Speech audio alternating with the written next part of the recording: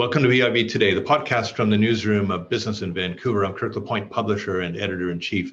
In town last Wednesday was an event called Motivate Vancouver. It was designed to connect early-stage companies with venture funds that were interested in potentially investing in these companies, along with established private and public sector leaders from Vancouver and beyond. My guest today leads one of those companies, 7Gen. It's a Vancouver-based company helping medium and heavy-duty fleets deploy electric vehicles and chargers.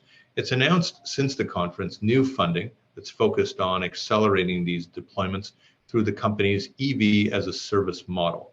Its CEO and co-founder, Frans Tjallingii, joins me now. Good to have you with me. Frans, it's a big announcement for you, and maybe you can tell us a little bit about what it is that you're hoping now this new round of financing can do. Yeah, I think we've been very lucky to find two really good partners in FTQ and Siemens that can really help us scale. So yeah, the money is important, but also finding the right strategic partners is important. So Siemens obviously has a global footprint, knows the e-mobility space extremely well, and has provided us with hardware in the past and will continue to do so. Although we are hardware agnostic and we will continue to work with other partners, but they really have a strategic value in terms of integrating into the ecosystem of e-mobility. FTQ has a large portfolio of companies, about 3,400, and a very good footprint in Quebec, which is one of our prime markets next to BC, primarily because of the subsidies that are available to fleet operators in those two markets. So what this allows us to do is really expand with those two partners, further expand in Canada, but also go into the US following some of our customers in there. Help me understand, and those who are watching, what EV as a service model actually is. Yeah, so actually EV in medium and heavy duty applications is relatively new. So it has a huge potential for savings for a fleet operator besides going zero emission, which is also important. So especially in BC and Quebec where there's subsidies, but those subsidies are going to roll out more nationally as well. So soon nationwide, it'll be very economical for many fleet operators to move to electric. We can get for some of our clients, we can get savings up to 30% relative to diesel. So that's significant.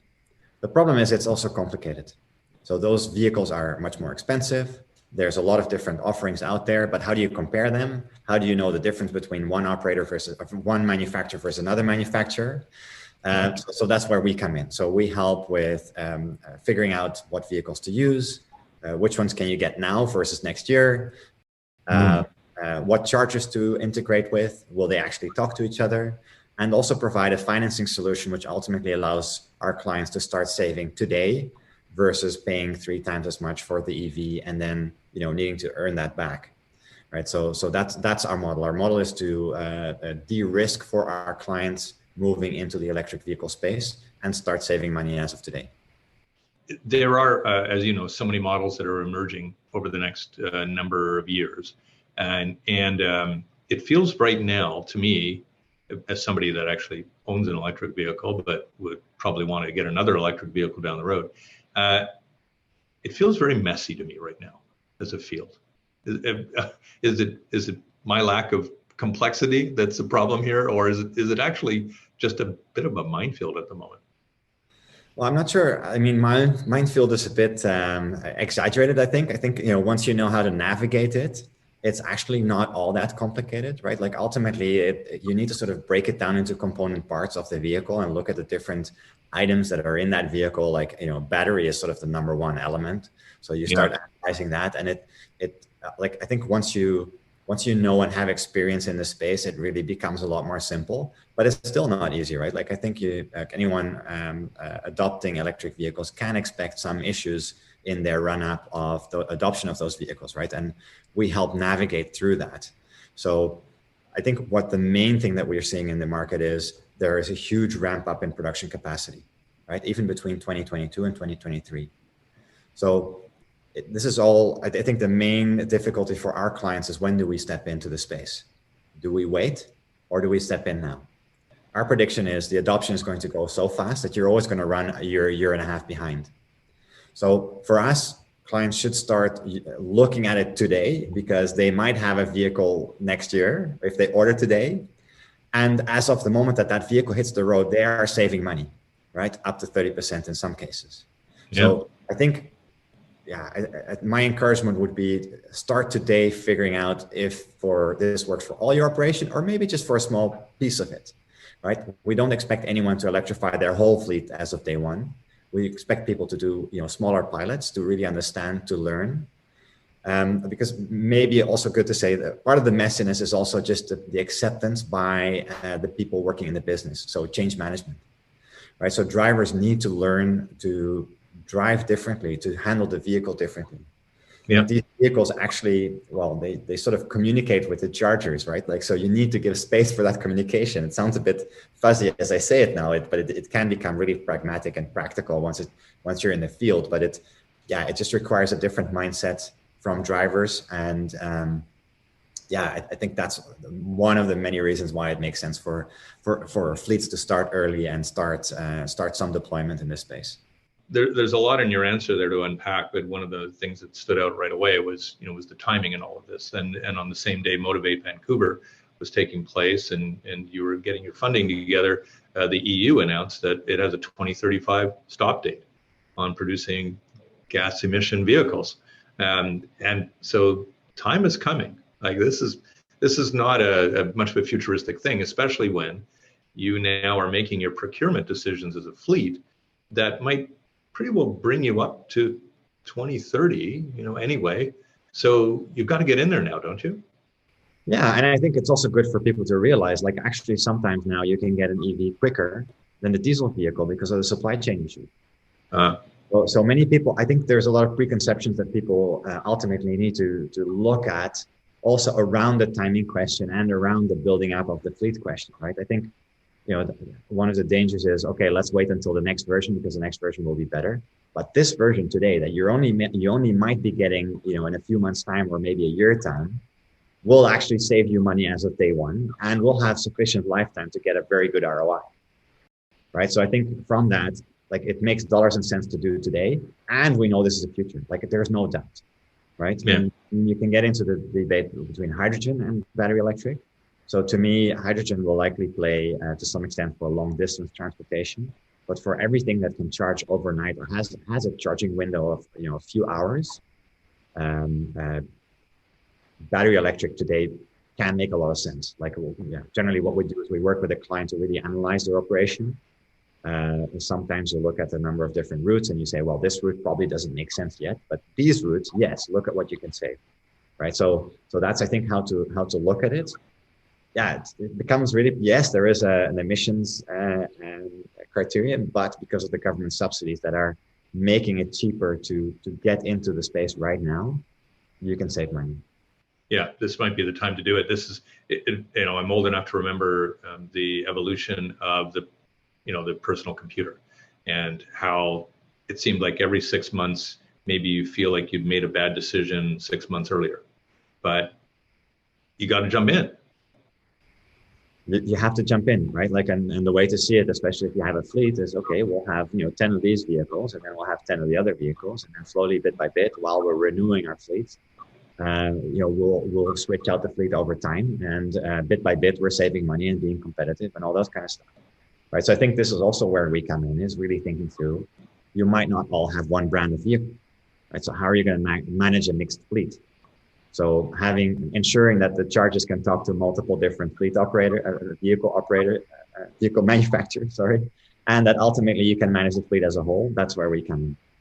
Yeah, is it emerging where there is a kind of a standardization evolving here, where in fact, I mean, as somebody who's just driving a regular vehicle, I can charge pretty well anywhere I want. But it's a much more complex thing when you get into a heavier vehicle. Is it emerging that we're going to see a standardized charging protocol, that kind of thing? Yeah, so I'd say what we see already is that there's a standardized connection system, or it is moving towards that. It's not 100% standardized, but it is moving towards a standardized connector, and it is moving towards a standardized protocol. But still within that, we often see that there is still issues on interoperability. Right, so interoperability generally takes some collaboration between the vehicle OEM and the charger OEM to ultimately, let's call it agree on the handshake, and that's not yet there where it needs to be.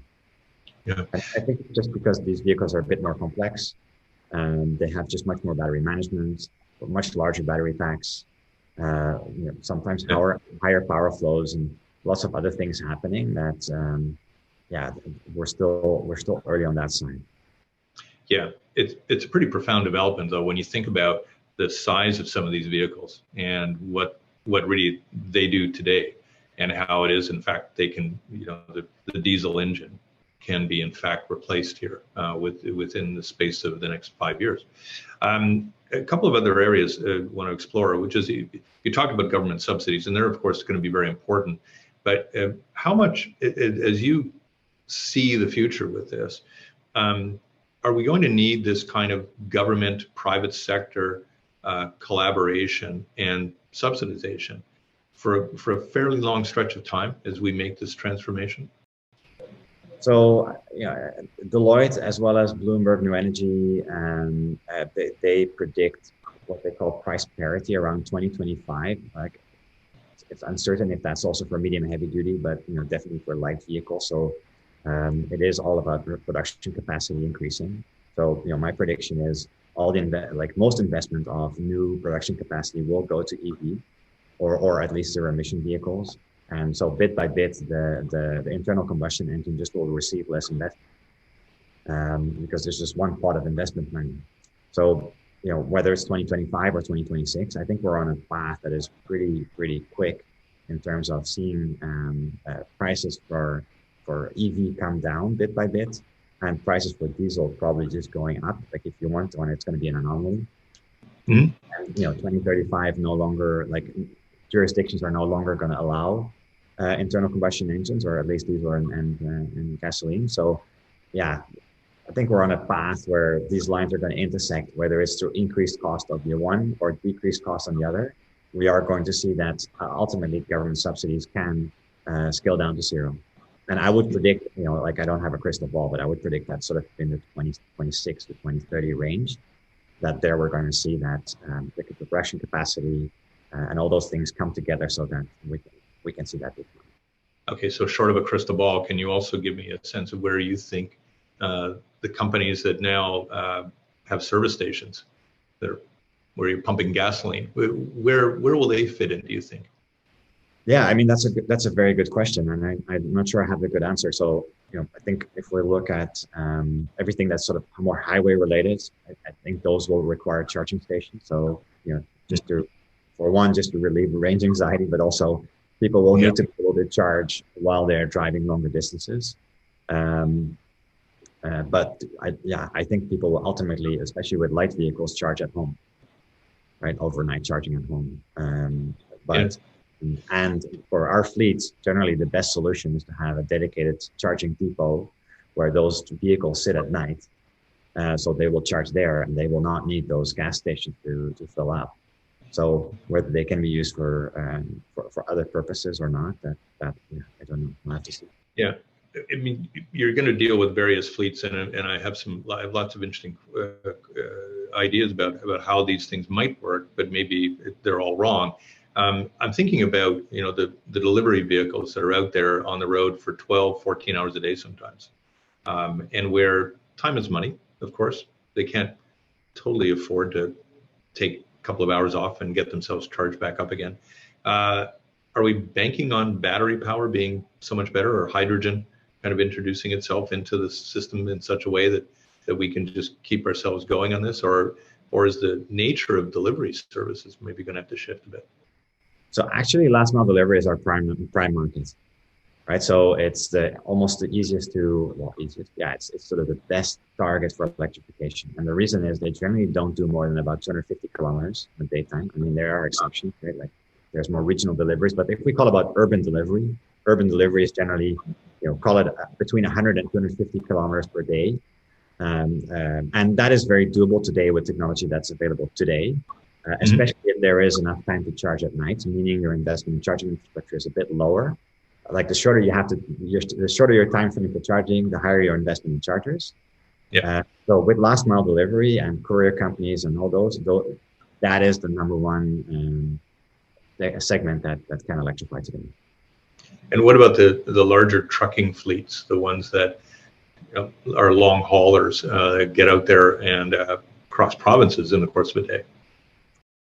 Yeah, I think for battery electric, it's early, right? So we will need a very significant increase in battery energy density to be able to serve long distance transportation. So to me, they are a more prime target for hydrogen for now. Yeah. So, again, it will be a dollars and cents thing. So we're trying to figure out how will the hydrogen infrastructure develop? What will the cost of the hydrogen trucks be? How will battery density develop, and how will those cost curves emerge? I can't predict that, but if I look at it from a perspective of today, like just putting too much batteries on the truck will lose all your payload, which means it's absolutely useless. So we're not focused on that. We're really focused on if you're doing maybe up to 300 kilometers a day, maybe a bit more, and you have a time slot in which you can charge the vehicle.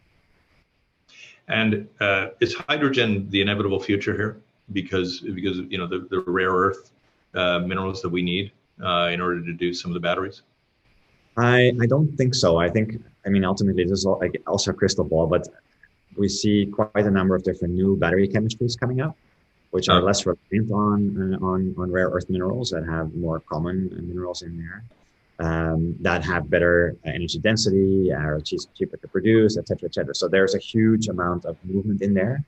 So to me, like light vehicles, battery electric is sort of, it seems almost a done deal. Like I'm not 100%, but I think we're close there. I think for medium and heavy duty, it'll be a dollars and cents thing.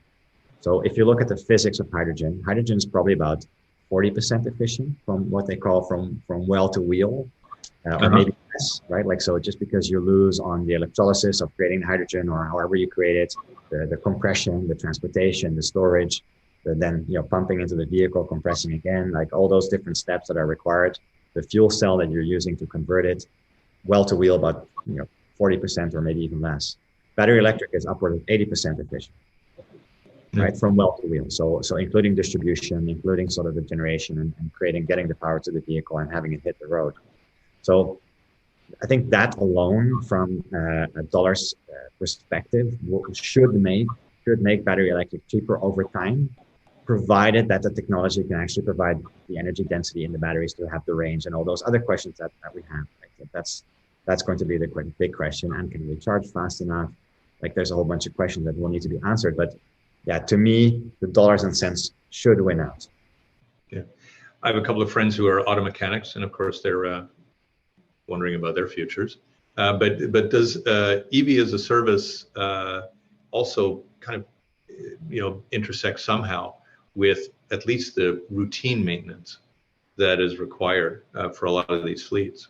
Yeah, fully. And our role is also to ensure that the fleets have maintenance for these vehicles that are generally newer and like more exotic than what they're used to, and help them find ways of doing the routine maintenance. So that's definitely part of our service.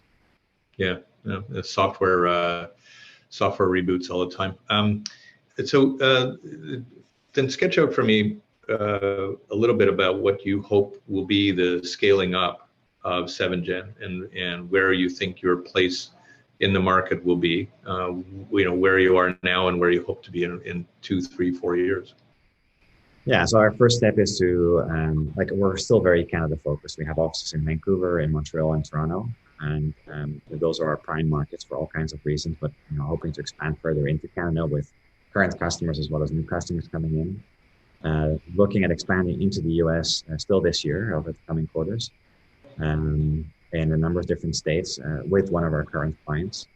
And we have a number of different other opportunities with courier companies specifically to also serve that market. And then we will look at Europe. Europe is further advanced and further ahead. So we'll have to figure out what is our competitive edge in that market, and we'll need a strong, solid base here in North America before we venture there. But it's definitely on our minds. I think. Can you already notice something that you're learning in a Canadian market that you think your international counterparts might benefit from eventually? Is it dealing with the weather, if nothing else? Well, the cold is something that, for example, especially in Quebec, is something to reckon with, and they have some, and Ontario, obviously. Here in BC, where it's a bit milder, but yeah, I'm not sure that is unique. Like, well, I mean, there's not less so in Europe, but we're dealing often with the same types of vehicles that they have there. I think if anything unique is around our process to evaluate sites for electrification, to do that cheaper, faster, simpler, in collaboration with our clients, is something that hopefully will give us a competitive edge, because this is going so fast that we can't have. We need to really simplify the process and remove a lot of the cost involved in ultimately getting charging infrastructure installed. Yeah. Listen, congratulations on the round of funding. Congratulations on the evolution of the company. It sounds like you've got the bright future there. You must be very optimistic as a leader. I am, and it's primarily due to the team. Like, our team is awesome, amazing. Like, I have some really, really good team members that I'm just so proud to work with every day. I'm still waiting for a CEO to say, yeah, it's all because of me. But they probably exist. If I ever get to interview I don't want to be that person. I'll be Elon Musk. I'll probably get that. Yeah, but other than that, everybody short of him is very conscientious of the team. It's good for you, Frans. It's really nice to talk to you. Good luck. Great to speak to you. Bye bye. I'm Kirk LaPointe, publisher and editor in chief of Business in Vancouver. Thanks a lot for watching.